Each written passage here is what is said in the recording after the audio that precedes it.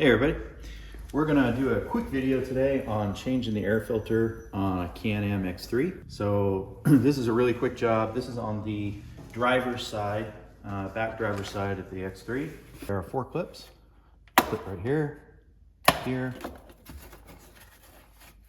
here, and then one over here that you probably can't see in the video. Get those all unclipped.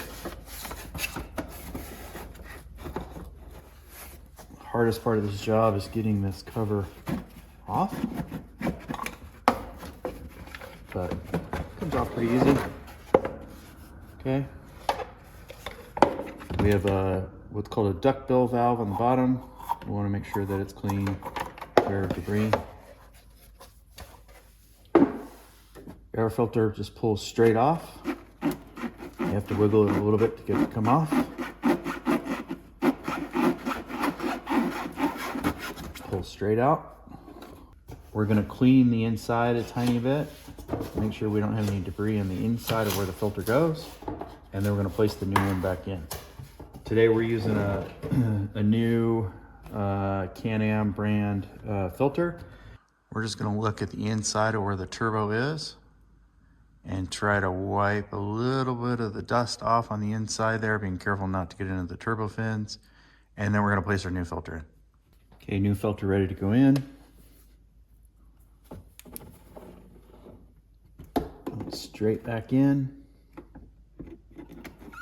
Make sure it's seated all the way down. You have to wiggle it a little bit to get it seated.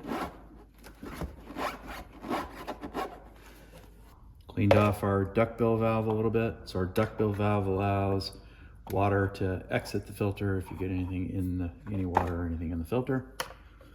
And we'll put our cover back on.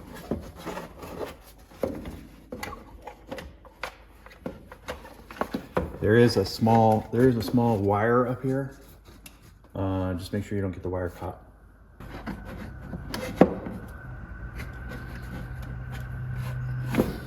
When you're putting the cover back on, there are these tabs that have to go on the inside of these loops on the outside of the cover on both sides. Make sure you get those on the inside of those loops.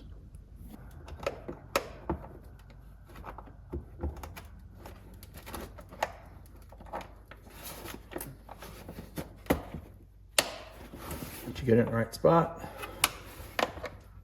do your snaps.